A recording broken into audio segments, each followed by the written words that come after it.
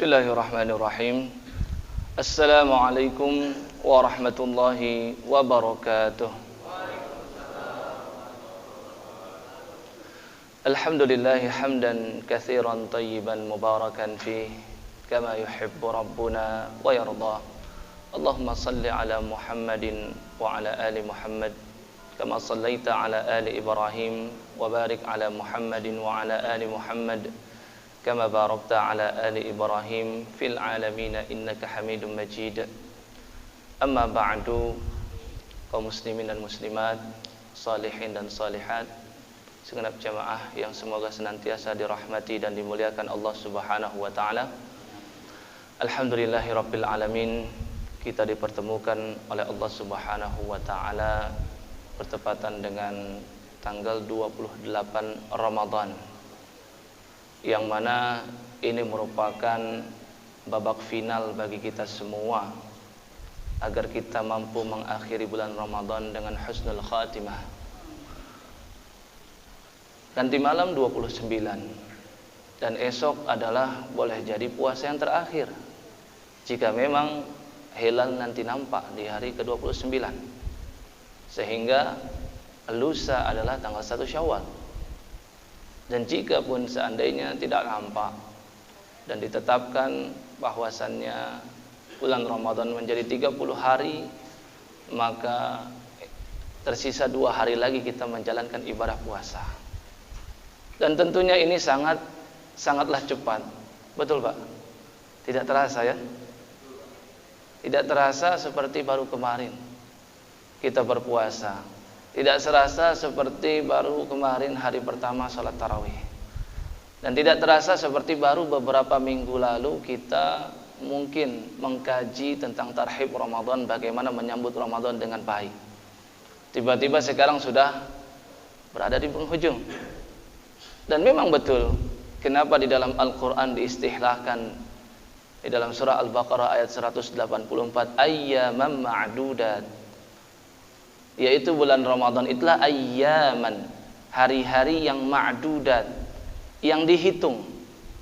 1 hari sudah terlewat kita coret, 1 hari sudah terlewat kita coret, 1 hari coret-coret, tidak terasa.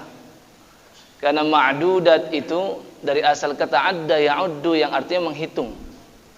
Maka di dalam Al-Quranul Karim Allah Subhanahu wa ta'ala berfirman, wa in ta'uddu ni'matallahi la tuhsuha innal insana la zalumun kaffar.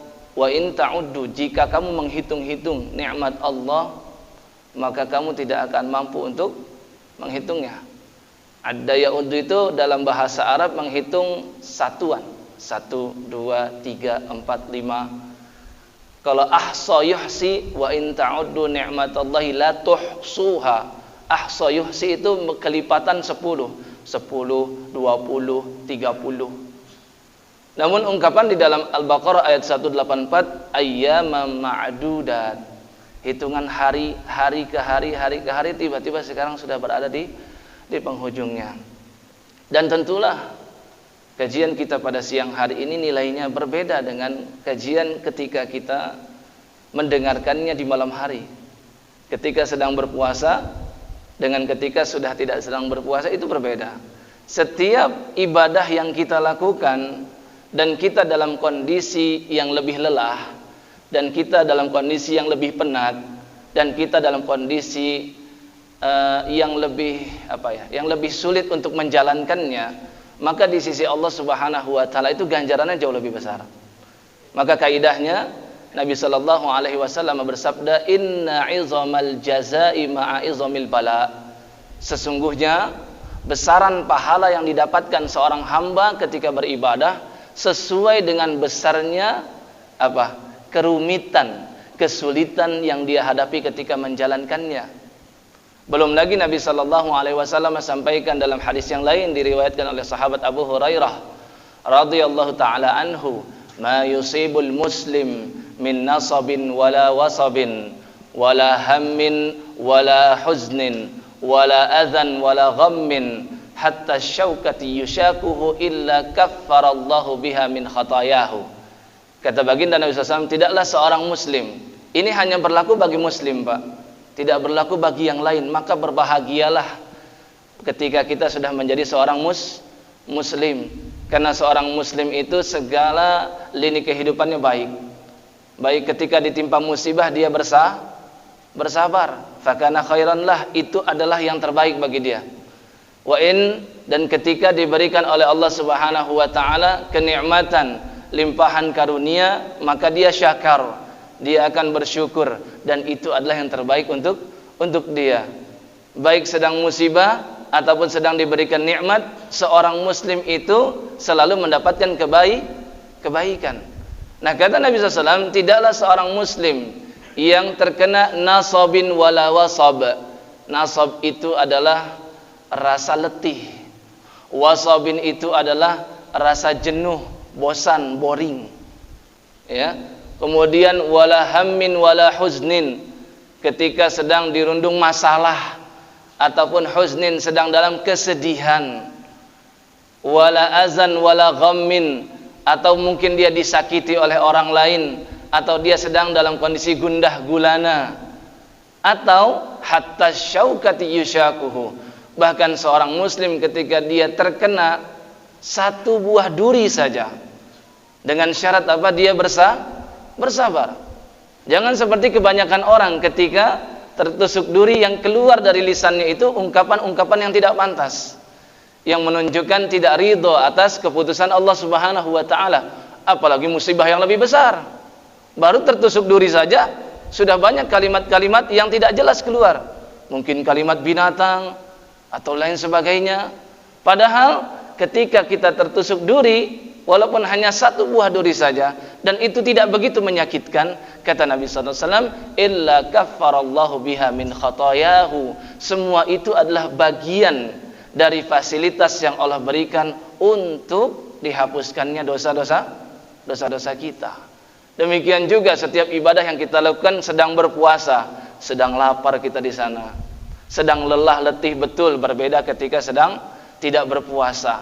Maka setiap aktivitas ibadah yang dilakukan ketika itu jauh lebih besar pahalanya di sisi Allah. Dan semoga Allah Subhanahu wa taala menyempurnakan pahalanya untuk ibadah yang kita lakukan. Amin. Amin ya rabbal alamin. Bapak Ibu sekalian yang dimuliakan Allah Subhanahu wa taala, kalau kita berbicara tentang bagaimana kita ingin agar semangat aktivitas ibadah di bulan Ramadan ini bisa kita bawa di 11 bulan berikutnya, maka di situ kita akan menemukan beberapa poin yang harus kita praktikan. Ada beberapa tips yang bisa kita lakukan agar ibadah yang kita lakukan di bulan Ramadan ini tetap langgeng, tetap berkesinambungan di bulan Syawalnya, di bulan Zulqa'dahnya, di bulan Zulhijjah, dan seterusnya sampai dengan bulan Sya'ban 1443 Hijriah, dan memasuki bulan Ramadan 1443 Hijriah tahun berikutnya, dalam kondisi kita mampu untuk meningkatkan amal yang lebih baik dibandingkan di tahun ini 1442 Hijriah. Apa yang bisa kita lakukan? Yang bisa kita lakukan yang pertama itu adalah memperbanyak doa kepada Allah Subhanahu wa taala. Doa agar apa? Doa agar kita diberikan keistiqomahan untuk tetap taat kepada Allah Subhanahu wa taala. Perlu kita pahami, menjadi mindset bagi kita bersama bahwasannya setiap ibadah yang kita lakukan itu bukan karena jerih payah kita. Setiap amal soleh yang mampu kita lakukan itu semuanya tidak lain dan tidak bukan karena taufik dan hidayah dari Allah. Ini yang harus kita doktrin di dalam pikiran kita. Ketika kita mampu bersalat berjamaah, salat zuhur seperti ini, di saat mungkin ada kaum muslimin lain saat ini masih tertidur dengan alasan sedang berpuasa, dengan alasan lelah, dengan alasan masjid jauh, dan alasan-alasan yang lain. Ketika kita mampu ada di masjid ini, maka ketahuilah saat itu Allah sedang meringankan langkah kita. Saat itu Allah sedang melembutkan hati kita, sehingga kita dituntun oleh Allah sampai akhirnya berada di masjid ini. Karena betapa banyak kaum muslimin yang mungkin rumahnya bersebelahan dengan masjid, tapi sepertinya untuk hadir ke masjid itu begitu berat. Betul Pak? Betul? Dan ada orang yang rumahnya jauh, untuk mencapai ke masjid saja dia butuh kendaraan, dan kendaraan yang dia punya pun mungkin hanya sepeda, Atau mungkin kendaraan yang dia punya hanya kedua kakinya. Namun karena Allah sudah berikan taufik dan hidayah kepada dia, maka akhirnya diringankan langkahnya dan berhasil menuju ke masjid. Jadi yang menjadi inti adalah bagaimana agar Allah memberikan kita taufik dan hidayah. Maka taufik dan hidayah itu adalah nikmat yang paling besar dalam kehidupan kita. Ketika seseorang sudah diberikan taufik dan hidayah, maka ketika dia akan melakukan suatu kemaksiatan, maka dia teringat bahwasannya bukan besir kecil maksiatnya yang dia lihat, tapi yang dia lihat adalah dia bermaksiat kepada zat yang maha besar, yaitu Allah Subhanahu wa ta'ala. Ketika dia mulai malas, jenuh, sholat 5 waktu setiap hari ke masjid, ada kalanya kita malas dan jenuh, dan itu wajar. Setiap manusia itu mengalami futur, baik orang-orang yang awam ataupun alim ulama, semuanya mereka memiliki penyakit futur. Ada kalanya jenuh dan bosan ketika beribadah. Maka ketika orang yang diberikan taufik dan hidayah, ketika itu dia ingat, hadir dalam pikirannya bahwasannya Allah Subhanahu wa ta'ala menyediakan banyak ganjaran, menyediakan banyak balasan yang baik untuk dia ketika dia bersabar untuk beramal soleh. Maka akhirnya hal itu menjadikan dia untuk tetap istiqomah beramal soleh. Maka yang pertama, tips yang pertama adalah tetap berdoa kepada Allah Subhanahu wa ta'ala agar Allah berikan kita taufik dan hidayah untuk istiqomah melaksanakan ibadah-ibadah yang sudah biasa kita lakukan di Ramadan ini, agar bisa tetap dilakukan di bulan Syawal, bulan Zulqa'dah, Zulhijjah, Al-Muharram, Rabiul Awal, dan seterusnya sampai dengan Ramadan berikutnya. Bagaimana doa yang terbaik? Doa yang terbaik adalah doa yang diajarkan oleh baginda Nabi sallallahu alaihi wasallam. Dan mungkin di antara kita sudah menghafal doa ini, cuman tidak sadar ini adalah doa meminta keistiqomahan. Ada yang tahu, Pak? Ada yang tahu? Ya muqallibal qulub, tsabbit qalbi ala dinik. Jika mungkin kita memiliki keluarga dan istri yang tidak memahami bahasa Arab, dan mungkin mereka tidak mampu berdoa seperti itu, bisa kita rubah kalimatnya menjadi ya muqallibal qulub, tsabbit qulubana ala dinik. Yang artinya ya muqallibal qulub, wahai zat yang membolak-balikan hati, tsabbit qalbi, teguhkanlah hatiku ini, ala dinik, tetap berada di atas agamamu. Ini meminta keistiqomahan.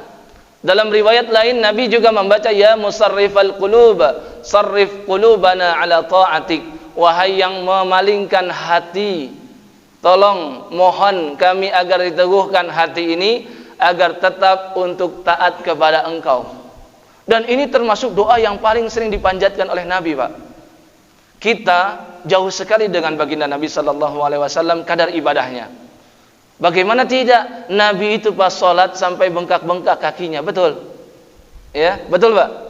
Ya, Nabi itu tiap kali membaca ayat-ayat tentang azab sedang salat, hatinya bergetar, Pak. Nangis beliau. Kita kalau dalam salatnya kepanjangan, yang bergetar bukan hati kita, tapi kaki kita yang bergetar. Betul, Pak? Pegal. Ya, baginda Nabi SAW seperti itu. Kita sedekah perhitungan, Pak. Memikirkan apakah dengan sedekah ini nanti ada bagian untuk keluarga saya, untuk anak, untuk istri dan lain sebagainya, untuk biaya sekolah anak dan lain sebagainya. Masih banyak perhitungan. Nabi sallallahu alaihi wasallam kalau sedekah tidak memiliki perhitungan. Pernah ada seorang Arab Badui datang kepada beliau meminta sedekah, dan ketika itu beliau memiliki domba yang berada di satu lembah, tidak bisa dihitung berapa jumlahnya. Ketika dia meminta kepada baginda Nabi SAW, baginda perintahkan untuk ambil itu domba seluruhnya tanpa berpikir panjang. Sehingga orang itu ketika datang kepada kaumnya berkata, wahai kaumku, aslimu, masuk Islamlah kalian, karena sesungguhnya aku diberikan oleh Muhammad sedekah dengan rupa sedekah yang aku nampaknya Muhammad itu tidak takut miskin sedikit pun. Itu baginda Nabi SAW. Namun dengan ibadah yang luar biasa, ternyata beliau tetap meminta terus kepada Allah setiap hari agar diberikan keteguhan untuk taat kepada Allah. Lah kita yang masih labil imannya, yang masih naik turun, yang kadangkala malas untuk beribadah. Kita malas-malasan untuk meminta kepada Allah Subhanahu wa taala. Jangankan setiap hari, jangankan setiap pekan, belum tentu kita membaca doa ini setiap bulan. Tapi Nabi SAW baca doa ini setiap hari. Sehingga ketika dibaca, istri beliau Ummu Salamah terkejut. Kok sekelas Nabi, selevel beliau, Nabi satu-satunya yang dipanggil dari atas langit ketujuh untuk Isra dan Mi'raj, manusia yang pertama membuka pintu surga, ini kok masih mau berdoa agar diberikan keteguhan untuk taat kepada Allah. Maka Nabi SAW sampaikan, ya Ummu Salamah, wahai istriku tercinta Ummu Salamah, kata beliau apa? Innahu laisa adamiyun, tidaklah setiap anak cucu Adam illa wa qalbuhu baina usbu'aini min asabi'illah, melainkan setiap hati mereka berada di antara jari jemarinya Allah. Ya, kata beliau apa? Fa in syaa'a aqama wa in syaa'a azagha. Kalau sudah berada di genggaman Allah, maka sekehendak Allah menjadikan dia istiqamah, dan maka sekehendak Allah untuk menjadikan dia berpaling dari keistiqomahan atau tersesat. Dan inilah juga doa yang dikuatkan di dalam Al-Qur'anul Karim di dalam surah Ali Imran, surah yang ketiga, di ayat yang ke-8. Rabbana la tuzigh qulubana ba'da idh hadaitana wa hab lana min ladunka rahmah. Ada yang biasa membaca doa ini, Pak? Rabbana, wahai Rabb kami, la tuzigh qulubana, jangan engkau sesatkan hati kami, ba'da idh hadaitana, setelah sebelumnya engkau berikan petunjuk. Ini doa yang biasa dibaca oleh Nabi sallallahu alaihi wasallam. Dan setiap kali salat kita itu meminta doa istiqomah, jalan yang lurus di dalam Al-Fatihah kita. Apa bunyinya? Ihdinas siratal mustaqim. 17 kali, Pak. Itu paling minimal. Kalau ditambah salat rawatib 12 kali lagi tambah, betul. Kalau ditambah salat duha, ya, versi 2 rakaat misalkan paling minimal, atau 4 rakaat sudah terbiasa istiqomah, tambah lagi 4 kali ihdinas siratal mustaqim, tambah salat witirnya, tambah qiyamul lailnya, maka semakin sering kita mengucapkan ihdinas siratal mustaqim. Tapi kenapa sepertinya tidak juga lurus-lurus kita? Karena tidak pernah kita resapi doa itu. Karena kita membaca Fatihah itu hanya sekedar formalitas, dikatakan sebagai rukun salat, kalau tidak dilaksanakan maka salatnya tidak sah. Tapi tidak kita pikirkan bahwasannya sesungguhnya saat itu Allah Subhanahu wa taala berfirman, wali abdi masa'al. Betul, Pak? Kan setiap Fatihah yang kita baca, setiap ayat yang kita baca, di situ kita berdialog dengan Allah, betul enggak? Ya kan? Kaiza qala al-'abdu, kata Allah Subhanahu dalam firman-Nya di dalam hadis qudsi, kalau hambaku berucap alhamdulillahi rabbil alamin, Allah menjawab apa? Hamidani abdi, wahai para malaikatku, ini hambaku telah memujiku. Apalagi ar-rahmanir rahim. Apa kata Allah? Asna alayya abdi, hambaku telah menyanjung-nyanjungku. Maliki yaumiddin. Apa jawaban Allah? Majjadani abdi, hambaku telah memuliakanku. Ketika iyyaka na'budu wa iyyaka nasta'in, ini dibelah dua, dibagi dua. Iyyaka na'budu milik Allah sepenuhnya, wa iyyaka nasta'in milik kita sepenuhnya. Cuman kita tidak meresapi ini. Kita baca begitu cepat. Kita baca ingin cepat-cepat selesai sholat kita. Padahal saat itu Allah sedang menjawab setiap ungkapan kita. Iyyaka na'budu, hanya kepada Engkau kami menyembah, itu milik Allah sepenuhnya. Wa iyyaka nasta'in, dan hanya kepada Engkau kami memohon pertolongan, maka itu sepenuhnya milik kita. Maka Allah berikan pertolongan atau tidak? Allah berikan pertolongan, dan 3 ayat berikutnya semuanya milik kita, dan Allah akan kabulkan apapun yang kita minta. Tapi kenapa setelah sholat tidak dikabulkan? Karena sesungguhnya tidak kita resapi doa-doa tersebut. Karena sesungguhnya kita membacanya hanya sekedar formalitas. Nabi Ibrahim, sekelas Nabi Ibrahim, setelah beramal masih meminta kepada Allah Subhanahu wa taala agar diterima, agar diberikan petunjuk untuk terus langgeng beramal tersebut. Apa kata Nabi Ibrahim dalam suratul Baqarah ayat 127? Rabbana taqabbal minna innaka antas sami'ul alim. Allah ceritakan di ayat sebelumnya, ayat 126, wa idh yarfa'u Ibrahimul qawa'ida minal baiti wa Ismail. Ingatlah ketika Ibrahim bersama anaknya Ismail membangun Ka'bah. Di akhir ayat 127 dia berdoa, Rabbana taqabbal minna innaka antas sami'ul alim. Masih meminta agar Allah terima amalnya. Kita kalau sudah beramal seolah amal tersebut semuanya sudah diterima oleh Allah, sudah merasa tenang begitu saja. Padahal orang-orang soleh terdahulu tidak seperti itu. Adapun tips yang kedua yang bisa kita lakukan.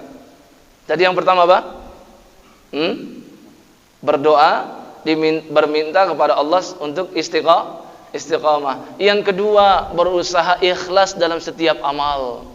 Dan Ramadan ini momentum kita yang terbaik untuk menjaga keikhlasan dalam beramal. Karena ibadah puasa itu adalah intinya ibadah yang rahasia, Pak. Ya, cuma dalam ibadah puasa saja kita nggak tahu hakikatnya orang itu sedang puasa atau tidak. Karena tersembunyi ibadah ini. Orang ketika mengambil air wudhu menuju ke masjid, kita tahu insya Allah dia akan sholat. Orang ketika hendak membayar zakat, kalaupun dia seandainya diam-diam membayarkannya, tetap dia bayarkan kepada mustahik zakat. Akhirnya tahu juga. Atau melalui amil zakat, ada beberapa pihak yang tahu. Orang ketika ingin melaksanakan haji dan umrah, ada travel yang tahu, ada pihak-pihak yang mengetahui. Tapi kalau sedang puasa, Pak, nggak ada yang tahu selain Allah. Maka ketika dia berada di rumah, seandainya ada makanan pun terhidang begitu nikmat, kalau dia sedang berpuasa, dia ambil atau enggak? Nggak akan dia santap, karena dia tahu sedang berpuasa. Ini ibadah yang tersembunyi, ya. Maka keluarlah 3 hadis Nabi yang sangat penting. Tentang apa? Menjaga keikhlasan, yaitu man shoma Ramadhana. Betul? Sering kita dengarkan hadis ini. Ada lagi man qama Ramadhana. Betul? Ada kan hadis ini? Ada lagi yang ketiga, man qama lailatal qadri. 3 hadis yang diriwayatkan oleh Sayyidina Abu Hurairah, semuanya ditambahkan imanan iya kan? Man shoma Ramadhana imanan wahtisaban. Man qama Ramadhana imanan wahtisaban. Man qama lailatal qadri imanan wahtisaban. Dan semuanya diakhiri dengan ungkapan ghafira lahu ma taqaddama min dzambi. Apa maksud imanan wahtisaban? Penuh keimanan dan keyakinan kepada Allah Subhanahu wa taala. Dan ihtisaban itu mengharapkan pahala penuh dari Allah Subhanahu wa taala. Ini hakikat ikhlas. Hakikat ikhlas itu, Pak, seperti dalam suratul Ikhlas. Tahu surat Al-Ikhlas, Pak? Disebut dengan Al-Ikhlas, tapi nggak ada satupun kata Al-Ikhlas di dalamnya. Betul? Ada nggak? Ada kata Al-Ikhlas dalam surat Al-Ikhlas? Qul huwallahu ahad, Allahus samad, lam yalid wa lam yulad, wa lam yakul lahu kufuwan ahad. 4 ayat nggak ada satupun kata Al-Ikhlas. Padahal biasanya di dalam Al-Quran ada satu surat disebut dengan satu nama karena ada satu kata itu di dalamnya. Betul, Pak? Surat Al-Baqarah misalkan, ya. Kenapa disebut dengan surat Al-Baqarah? Karena ada di dalam ayat yang ke-67 Allah sebut kata Al-Baqarah, ya. Wa idz qala Musa liqaumihi innallaha ya'murukum an tazbahu baqarah. Ada kata Baqarah di situ. Ingatlah ketika Musa berkata kepada kaumnya, sesungguhnya Allah memerintahkan kalian untuk menyembelih apa? Sapi betina, Baqarah. Maka disebutlah dengan Al-Baqarah. Begitu juga dengan surat An-Nas. Qul a'udzu birabbin nas. Ada An-Nas kan? Maka disebut surat An-Nas. Ya. Surat apa lagi? Banyak. Hampir semua surat disebut dengan satu nama karena disebabkan ada paling tidak satu kata di sana. Tapi Al-Ikhlas disebut Al-Ikhlas, enggak ada satupun kata Al-Ikhlas di antara 4 ayatnya.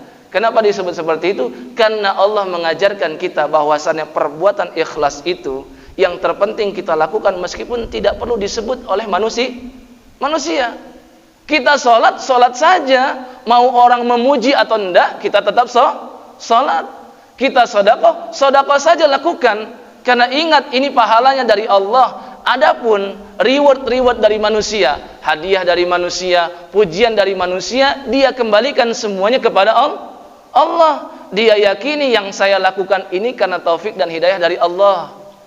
Maka tidak penting pujian dari manusia. Maka di setelah sholat, apa di antara zikir yang kita baca, Pak? Allahumma a'inni ala dzikrika wa syukrika wa husni a'inni. Ya Allah, tolong aku. Karena kalau bukan karena pertolongan Engkau, aku nggak bisa menjalani sholat ini. Tolong aku ya Rabb, agar aku diberikan taufik untuk bersedekah. Kalau bukan karena Engkau yang menolong, nggak akan mampu ini keluarkan uang. Ini semuanya karena pertolongan Allah. Dan semua ini, man shoma ramadhana, siapa yang berpuasa di bulan Ramadan. Man qama ramadhana, siapa yang melakukan qiyamul lail di bulan Ramadan. Man qama lailatul qadri, siapa yang melakukan qiyamul lail di malam Lailatul Qadar. Dalam kondisi imanan wahtisaban, ini adalah hakikatnya ikhlas. Ini momentum yang tepat kita belajar ikhlas dalam beramal. Kalau sudah ikhlas, Pak, beramal, itu Allah ridho. Kecil ataupun besarnya amal kita, nggak penting sebenarnya besar atau kecilnya. Yang terpenting diridhoi dan diterima nggak oleh Allah. Ya. Dan tentang perkara ini, ada orang datang membawa sholatnya, zakatnya, hajinya, datang menghadap Allah dengan setumpuk pahala dari ibadah yang dia lakukan. Namun ketika sudah berada di hadapan Allah hancurkan dan binasakan semua pahala itu, bagaikan berdebu yang berterbangan. Dan Allah ceritakan hal itu di dalam surah Al-Furqan, surah ke-25 ayat 23. Wa qadimna ila ma 'amilu min 'amalin faja'alnahu haba'an mansura. Dan kami datangkan amal-amal yang telah mereka lakukan sepanjang di dunia. Begitu banyak dia bawa. Tapi apa yang terjadi? Faja'alnahu haba'an mansura. Kami jadikan seluruhnya menjadi haba'an, menjadi debu mansura yang berterbangan. Gak bermanfaat seandainya tidak diterima dan diridhoi oleh Allah. Tapi kebalikannya, Pak, ada amal-amal remeh, amal kecil dipandang manusia, tapi di sisi Allah begitu besar. Pernah dengar ada seorang wanita pelacur, setiap hari melacurkan tubuhnya, menjual dirinya, setiap hari semakin mendekatkan kepada murka Allah. Namun hanya karena satu amalan kecil, dan amal itu diterima dan diridhoi oleh Allah, Allah ampuni dosa melacurnya bertahun-tahun, Mbak. Ya, tapi jangan juga kita pakai hadis ini untuk dengan dalil ya banyak maksiat gitu kan. Nanti kita beramal yang kecil saja. Bukan begitu. Tapi ini ingin menunjukkan yang terpenting itu diterima atau diridhoi oleh Allah. Ya, dalam satu kasus, dalam satu kesempatan, dia kehausan melihat sumur, dia ambil air dari sumur tersebut, dia minum. Kemudian ketika sudah berada di atas, dia melihat ada anjing yalhath sedang menjulurkan lidahnya, ya'kulus thara, menjilat-jilat tanah yang basah karena kehausan. Maka dia turun kembali ke sumur tersebut, dia ambil dengan sepatunya, dia gigit sepatu itu dengan mulutnya, dia naik ke atas dengan kedua tangan dan kakinya, dia berikan kepada anjing tersebut. Apa kata Nabi SAW? Fasyakarallahu lah, Allah berterima kasih kepada dia. Faghafaralah, maka Allah pun ampuni dosanya. Ini yang terpenting, amal itu ikhlas. Dan sudah ikhlas maka diterima oleh Allah Subhanahu wa ta'ala. Yang ketiga yang bisa kita lakukan, ya, berusaha continue beramal walau cuma sedikit. Ya, kita di bulan Ramadan ini ada yang sudah khatam 3 kali, Pak. Banyak kayaknya ya. Banyak ini wajah-wajah saya lihat ini rajin membaca Quran sepertinya. Amin ya Rabbal. Ya. Ada yang mungkin di antara kita 3 hari khatam mungkin ya. Berarti hari ke-30 10 kali khatam. Ya. Maka kalau di bulan Ramadan pasti suasananya berbeda. Karena cuaca Ramadan dengan cuaca selain Ramadan itu beda. Maka Nabi sampaikan di bulan Ramadan itu, ya, futihat abwabul jannah, walam yughlaq minha babun. Semua pintu surga itu dibuka dan enggak ada satupun pintu surga yang ditutup. Ini kata beberapa ulama, ini kalimat kiasan, menunjukkan pintu amal itu terbuka lebar. Ya, tapi kalau di luar Ramadan tidak seperti ini kondisinya tentu. Maka kalau mengalami penurunan tilawah Quran kita, enggak ada masalah, tapi yang terpenting berusaha continue terus. Karena amalan yang dicintai oleh Allah itu adalah amalan yang berkesinambungan walaupun sedikit. Kata Sayyidah Aisyah, Nabi SAW bersabda, wa inna ahabbal a'mali ilallahi madama wa in qalla. Amal yang paling dicintai oleh Allah itu adalah yang continue, terus dia berusaha langgengkan walaupun cuma sedikit. Ya, setelah Ramadan tetap tilawah Quran. Ba'da sholat setengah halaman aja, Pak. Sebenarnya itu nggak ngabisin waktu lama loh. Ya, saya rasa setengah halaman Quran itu nggak nyampe 5 menit saya rasa. Ya, setelah sholat sunnah baca, nggak nyampe 5 menit, nggak menghabiskan waktu lama. Ya, subuh begitu, zuhur begitu, asar begitu, nggak terasa. Ya, dalam satu hari itu sudah 1/8 juz kita baca. Dalam 2 hari sudah 1/4 juz kita baca. Dalam 8 hari sudah 1 juz kita baca, Pak. Nggak terasa. Ya, maka kalikan lagi 30 hari itu. Ya, karena 30 juz. Berarti 240 hari kita sudah hatam Quran. Nggak terasa dalam 8 bulan dengan amalan yang ringan aja itu kita sudah menghatamkan Al-Quran, dan 1 huruf senilai dengan 10 kebaikan. Ini amal kecil tapi berusaha kita langgengkan. Ya, ini waktu sampai jam berapa? Sedikit lagi ya. Sepertinya terpaksa menjawabnya. Ya. Adapun yang berikutnya yang bisa kita lakukan adalah yang keempat. Ini tips yang keempat, rajin memuhasabah diri, rajin mengkoreksi diri. Karena orang yang suka rajin mengkoreksi diri, dia tahu kekurangannya. Dan ketika sudah selesai dia muhasabah, dia akan berazam, bertekad untuk memperbaiki. Orang yang nggak suka mengkritik dirinya, dia nggak akan melakukan perbaikan, Pak. Betul? Ya kan? Makanya itu kan dalam syariat kita itu ada namanya watawasau bil haqq, watawasau bis sabr. Tawasau bil haq, menasehati dalam hal kebaikan. Ini bentuk kritik, ya. Wa tawasau bis sabr, menasehati agar dia sabar, karena beramal soleh itu butuh kesabaran. Sabar itu 3 macam. Sabar menanggung, ya, musibah yang Allah timpakan kepada kita. Ini paling mudah sebenarnya. Yang kedua, sabar dalam beramal soleh. Ini lebih sulit. Yang paling terakhir, paling sulit itu sabar menahan diri untuk bermaksiat. Karena ada orang tuh STMJ, Pak. Tahu STMJ? Tahu STMJ, Pak? Salat terus, maksiat jalan. Ya, salatnya rajin, tapi dia nggak sabar menahan diri untuk bermaksiat. Ini yang paling sulit memang, sabar menahan diri dari kemaksiatan. Ya. Nah, yang keempat tadi, rajinlah kita memuhasabah diri, dan ini perintah Allah dalam surah Al-Hasyr, ya, surah yang ke-59 di ayat yang ke-18. Ya ayyuhalladzina amanu ittaqullaha wal tanzur nafsum ma qaddamat lighad, wal tanzur nafsum ma qaddamat lighad. Hendaklah setiap yang berjiwa dia litanzur, memperhatikan ma qaddamat lighad, amalan yang sudah dia sediakan untuk hari kemudian. Ya. Kalau kita di Ramadan tahun ini memuhasabah diri, kok saya sudah bertekad untuk setiap malam sholat tarawih, akhirnya ada juga yang bolong.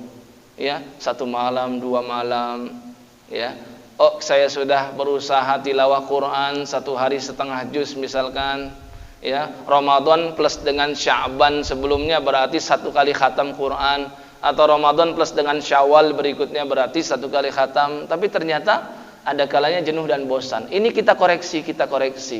Sehingga setelah mengkoreksi diri, maka kita akan berusaha untuk lebih baik. Nah, ini yang sangat terpenting. Hasibu anfusakum qabla an tuhasabu.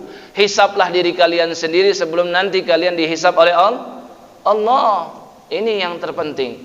Adapun poin yang kelima, ini juga sangat penting dan terakhir, Pak. Tenang, ini terakhir.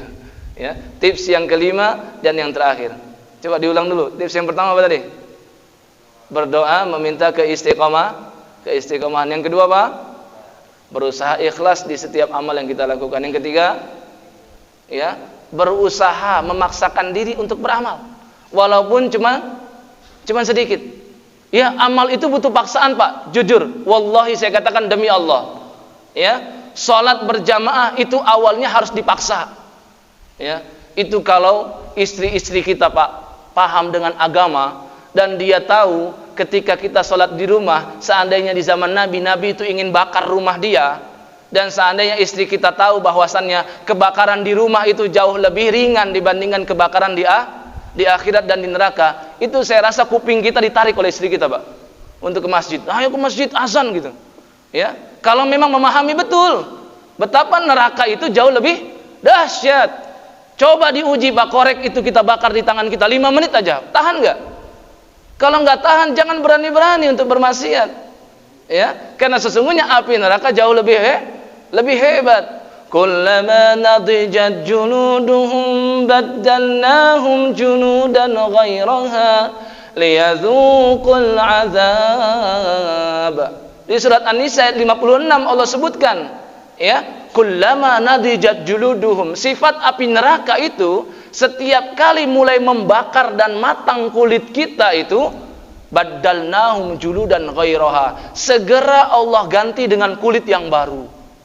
Dan saya rasa Bapak Ibu lebih paham tentang masalah sains seperti ini, bahwasannya lapisan kulit kita itu ada beberapa lapis, dan ada di lapisan di mana kalau seandainya lapisan itu terbuka, terkelupas, segala bentuk apapun yang dilakukan, ditusuk, dibakar, itu sudah nggak terasa lagi, sudah mati rasa. Maka untuk menjaga itu Allah segera ganti kulit berikutnya agar apa? Liyadzuqul azab, karena api neraka itu tidak berhenti rasa sakitnya. Dan ini adalah ayat yang pernah menjadikan seorang profesor di Jepang itu masuk Islam, Pak. Ya, ada seorang mahasiswanya Muslim.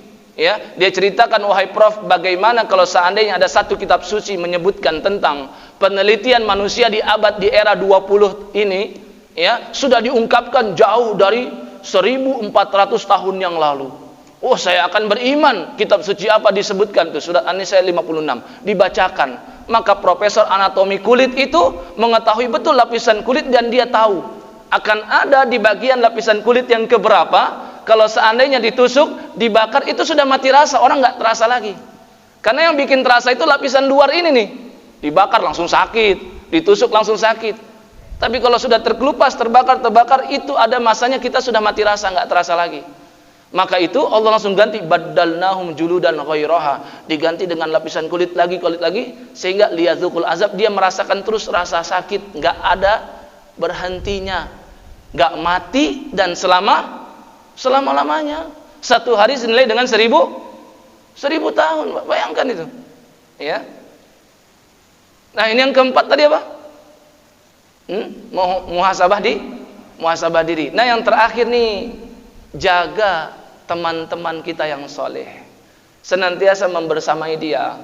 Ya, boleh kita punya teman rekan kerja, boleh kita punya teman tetangga sekitar lingkungan kita, tapi harus kita pilih-pilih di antara mereka mana yang harus kita tempel terus, karena dia selalu mengingatkan kebaikan. Maka pilih teman-teman yang soleh, karib-karib yang bisa kita tercharge kembali iman kita ketika sedang low battery, low iman.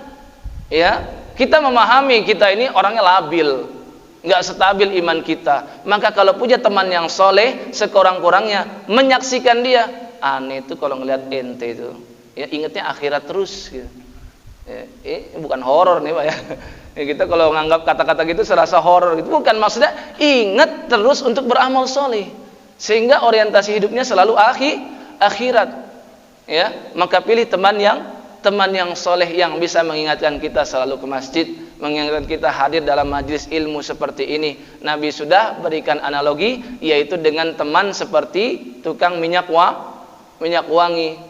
Ya, dia adalah sahibul miski, la ya'damuka sahibul miski imma tashtarihi ya, kalau enggak kamu beli itu minyak wangi dari dia, atau tajidarihah, atau kamu dapatkan bau minyak wangi yang enak, ya. Kalau enggak kita yang mewarnai dia, kita yang terwarnai oleh dia. Dia orangnya saleh. Tapi kalau sahabat yang suka mengingatkan untuk bermaksiat, ya, nah maka yang seperti ini ibarat seperti apa? Pandai besi yang selalu berkutat dengan bara api dan api. Ya, kalau enggak nanti kita terbakar tubuh kita, kalau enggak nanti pakaian kita yang terbakar, atau paling minimal kita mendapatkan bau keringat yang tidak sedap. Itu kalau berteman dengan orang-orang yang tidak soleh. As-sahibu sahibun. Dalam pepatah Arab dikatakan teman itu mampu menarik kita. Ya, ini 5 tips yang bisa saya sampaikan. Ini pertanyaan atau sudah? Biasanya bagaimana? Cukup? Ya, semoga bermanfaat bagi kita semua dan semoga dapat kita amalkan dalam kehidupan kita sehari-hari. Amin ya rabbal alamin. Kita tutup dan akhiri majlis pada siang hari ini dengan sama-sama mengucapkan doa kafaratul majlis. Subhanakallahumma wa bihamdika asyhadu an la ilaha illa anta astaghfiruka wa atubu ilaik. Wassalamualaikum warahmatullahi wabarakatuh.